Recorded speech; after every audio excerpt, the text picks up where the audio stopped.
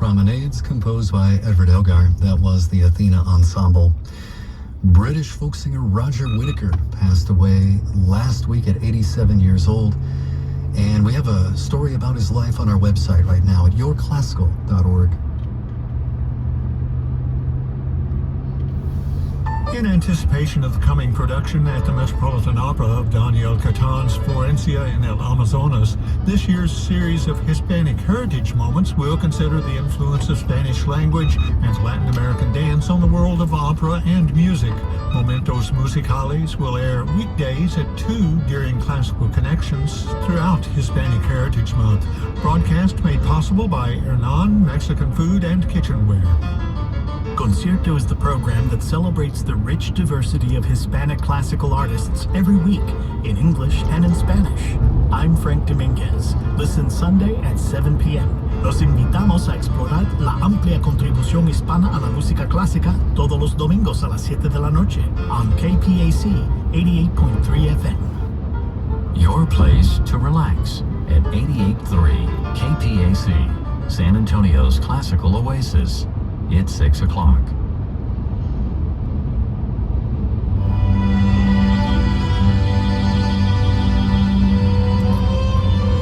Call it what you like.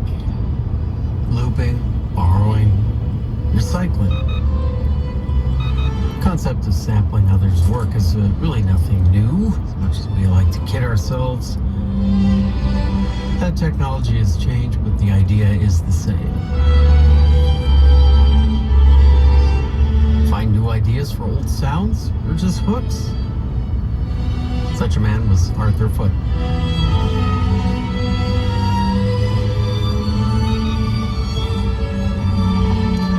He was a highly literate theorist who found much music that was ripe for the picking in the older stuff. We'll talk more about that and play an Aaron Gavotte, as in Bach, coming up. Arthur Foote.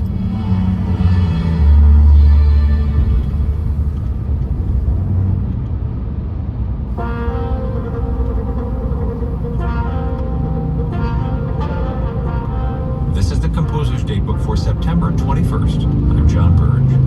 On today's date, in 1962, the Russian-born composer Igor Stravinsky returned to his homeland for the first time in nearly half a century.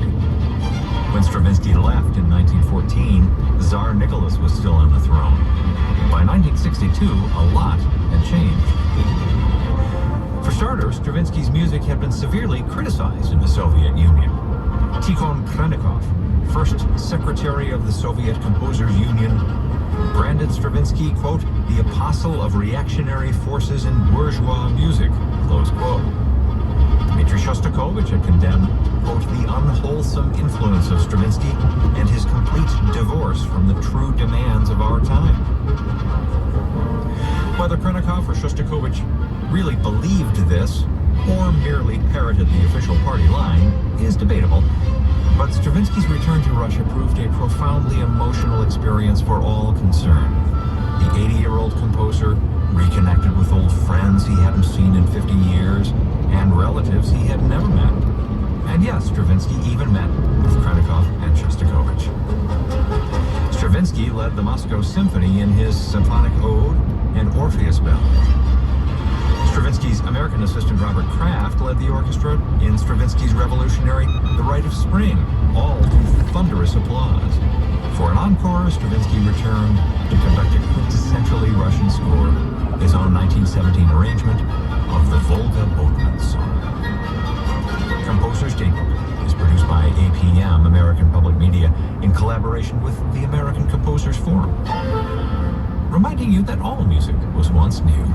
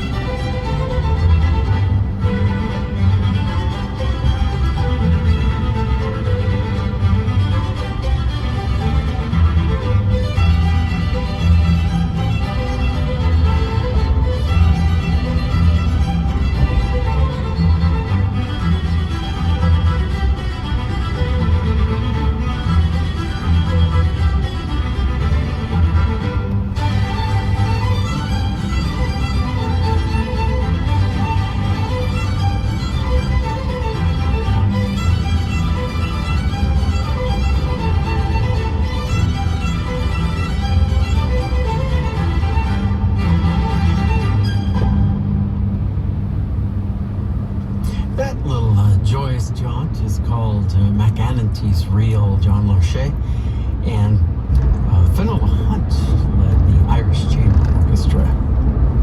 I'm Kevin O'Connor. Coming up this hour, we'll have a waltz from Frédéric Chopin. We also have a terrific concerto. Many were written in that format by Tommaso Albinoni. We'll also check out featured work for the hour, and Aaron Gavotte by Arthur Foote, a little reminiscent of Bach. Learn more about us at yourclassical.org. This joyous march started life as a piece for piano for four hands.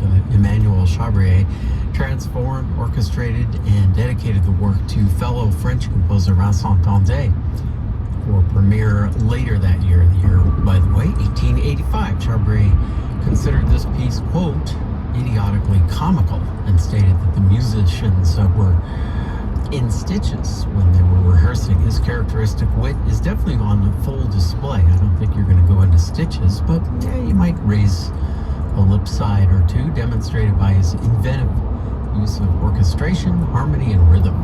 Claude Debussy gave the piece high praise as well, calling it the Marche Joyeuse, a masterpiece of high fantasy.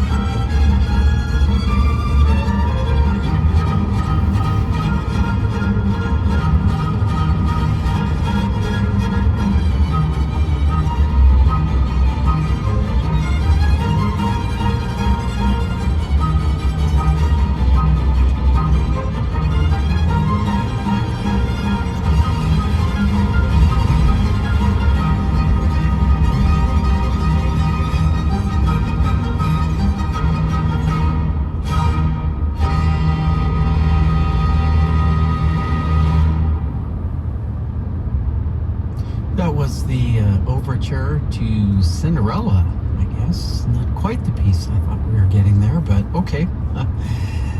And Gioacchino Rossini composed that. Coming up, we've got a waltz from Frédéric Chopin, also Arthur Foote this hour, Aaron Gavotte.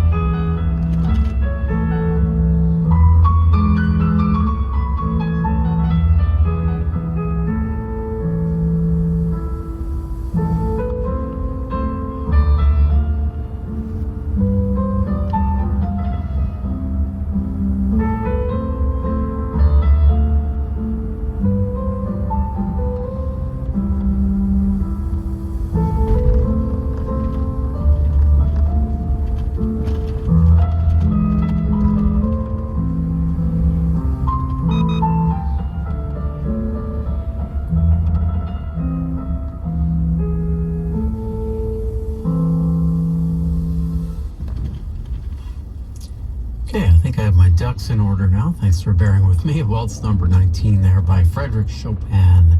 Jean-Yves Thibaudet playing the piano. Coming up next, it's a concerto work featuring composition by Tommaso Albinoni.